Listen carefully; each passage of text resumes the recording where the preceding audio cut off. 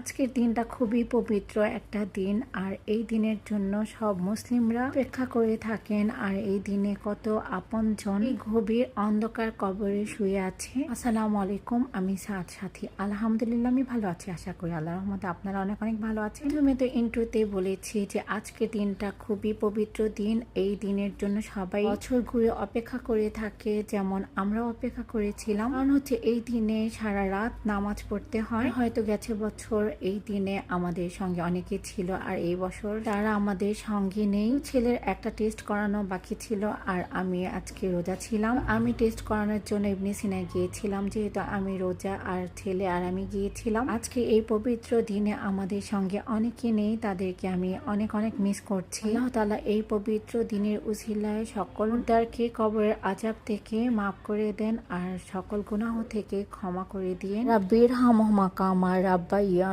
সগীরা। সকল মা বাবা ভাই বোনকে জান্নাতের সর্বোচ্চ স্তরে রাখার তৌফিক দান করুন, আমিন। আজকের এই দিনটা খুবই স্পেশাল দিন সবার, আবার কারো কাছে খুব দুঃখের দিন। যার সুখের দিন তাকে আল্লাহ তাআলা সুখ দান করুক, আর যার দুঃখের দিন আল্লাহ তাআলা সামনে যেন তাড়াতাড়ি যেন ভালো কিছু পাওয়া হয়। আল্লাহ তাআলা যেন সকল মুসলিমের মনের আশা এবং সকল চাওয়া পাওয়া পূর্ণ করেন, আমিন। আজকের এই পবিত্র দিনে সবাইকে সবাই ক্ষমা করে দিবেন, আর কারো প্রতি রাগ অভিমান রাখবেন না। সবাইকে পবিত্র শবে বরাতের অনেক অনেক শুভেচ্ছা। কথায় বা ভিডিওতে কোনো ভুল ত্রুটি হলে প্লিজ সবাই আমাকে ক্ষমার দৃষ্টিতে দেখবেন। আজকে ভিডিওটা এখানে শেষ করছি, ভালো থাকবেন সবাই, আল্লাহ হাফিজ।